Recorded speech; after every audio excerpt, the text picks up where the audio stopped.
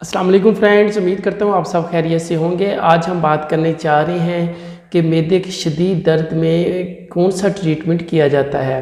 तो मैदे का शदीद दर्द होने की वजह से आपके मैदे में जो जलन होती है उसका भी ट्रीटमेंट आज इसी वीडियो में शेयर होगा। और इसके अलावा अगर आपके मैदे पर सोजिश है तो उसका ट्रीटमेंट भी इसी वीडियो में मैं आपके साथ शेयर करने जा रहा हूँ। आपसे रिक्वेस्ट है कि जो इस चैनल पर न्यू है वो मेरे इस चैनल को लाइक करें, सब्सक्राइब करें और शेयर करें ताकि आने वाली हर वीडियो उन तक बआसानी पहुंच सके। और आपसे एक और छोटी सी रिक्वेस्ट है कि मेरी वीडियो को फुल देखने की कोशिश किया करें। वीडियो स्किप करने की सूरत में आप पर जो मालूमात होंगी वो हाफ पहुंचेंगी, जिसकी वजह से आपका जो प्रैक्टिस का अमल है या फिर आप जो घर में ऐसी मेडिसिन का इस्तेमाल करते हैं तो वो थोड़ा सा इफ़ेक्ट होगा। लिहाजा कोशिश करें कि मेरी वीडियो को पूरा वॉच करें।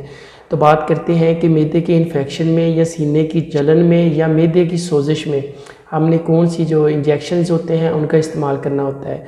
आपसे शेयर करता चलूँ कि इस वीडियो में सिर्फ़ और सिर्फ मैं आईवी ट्रीटमेंट के हवाले से बात करने जा रहा हूँ। वैसे तो ओरल ट्रीटमेंट भी होता है, लेकिन इस वीडियो में स्पेशली मैं इंजेक्शन्स के रिलेटेड आपसे बात करने जा रहा हूँ। अब बात करते हैं कि इंजेक्शन्स की कि कौन कौन से इंजेक्शन जो हैं वो इस ट्रीटमेंट में इस्तेमाल किए जाते हैं। सबसे पहले बात करते हैं सिप्रोफ्लॉक्सासिन इंजेक्शन यानी कि नोविडेट। इसका फार्मूला सिप्रोफ्लॉक्सासिन होता है। ये एक एंटीबैक्टीरियल इन्फ्यूजन होता है। ये एक छोटी सी ड्रिप होती है। जिस तरह हम इंजेक्शन लगाते हैं वेन में, बिल्कुल उसी तरह हमने इस ड्रिप को भी लगाना होता है। इस ड्रिप का जो इस्तेमाल किया जाता है वो बिल्कुल स्लो इस्तेमाल करना पड़ता है। इसके तेज़ इस्तेमाल से बाज़ औक़ात आपको रिएक्शन की सूरत हाल से भी दो चार होना पड़ता है। इसलिए जब भी आप नोविडेट इंजेक्शन या सिप्रोफ्लॉक्सासिन इंजेक्शन का इस्तेमाल करते हैं, इन्फ्यूजन का इस्तेमाल करते हैं, तो इस ड्रिप को बिल्कुल स्लो पेशेंट को लगाना होता है। तो इसके साथ हम बात करते हैं सेकंड इंजेक्शन की, इंजेक्शन राइज़क 40 mg।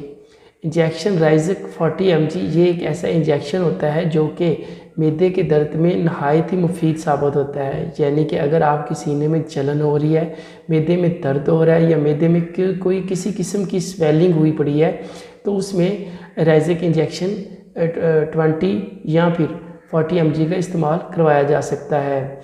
इसके साथ आपने इंजेक्शन ड्रोटाविराइन यानी रिलिस्पा इंजेक्शन का भी इस्तेमाल करवा सकते हैं। अब बात करते हैं कि इन इंजेक्शन्स को यूज़ किस तरह करना है या करवाना है। तो सबसे पहले आपने इन्फ्यूजन लगवाना होता है, सिप्रोफ्लॉक्सासिन इन्फ्यूजन। यानी कि आप पेशेंट को कनोला लगाएंगे। कनोला लगाने के बाद आप पेशेंट को आईवी के ज़रिए आप जो ड्रिप होगी वो उसको चालू कर देंगे। जब वो ख़त्म हो जाएगा तो फिर आपने इंजेक्शन राइज़क 40 mg आपने आईवी लगाना होता है। आपने बिल्कुल स्लो इंजेक्शन पेशेंट को देना होता है। इसमें आप ज़रा भी जल्दबाजी ना करें। अगर आप जल्दबाजी करते हैं तो पेशेंट को वॉमिटिंग या फिर चक्कर जैसी सूरत हाल से दो चार होना पड़ेगा। लिहाजा इस इंजेक्शन को आपने बिल्कुल स्लो इस्तेमाल करवाना होता है। इसके बाद इंजेक्शन जो है रिलिस्पा या फिर ड्रोटाविराइन इंजेक्शन का इस्तेमाल किया जाता है। इस इंजेक्शन का इस्तेमाल भी आपने पेशेंट को आईवी ही करना होता है। यानी जिस तरह आप इंजेक्शन वेन में लगाते हैं बिल्कुल ऐसे ही इंजेक्शन आपने इसका भी लगाना होता है। इसके बाद आपने क्या करना होता है कि यही ट्रीटमेंट जो है ये 3 दिन तक आपने जारी रखना होता है। अगर आप इसके साथ कोई किसी किस्म की मेडिसिन मैदे की इस्तेमाल करते हैं तो फिर ये आपका 1 दिन का ही जो प्रोसेस होगा वो काफ़ी होगा इंशाल्लाह। इसमें ही आपका जो पेशेंट होगा वो बिल्कुल फ़िट हो जाएगा। अगर आप मेडिसिन का ओरली इस्तेमाल नहीं करना चाहते तो फिर आप इसी ट्रीटमेंट को यानी इन्हीं तीनों इंजेक्शन्स को आप 3 दिन के लिए रिपीट करवाएंगे। इसके साथ आपने जो परहेज़ करनी होती है वो सिर्फ़ और सिर्फ मिर्च मसालों वाली जो चीज़ें होती हैं, फ़ास्ट फूड्स वगैरह का इस्तेमाल या फिर बहुत ज़्यादा कच्ची मिर्चों का इस्तेमाल, ये आपके मैदे के लिए नहायत ही नुकसानदेह है। तो इस ट्रीटमेंट के साथ साथ आपने इन तमाम चीज़ों से परहेज़ करनी होती है।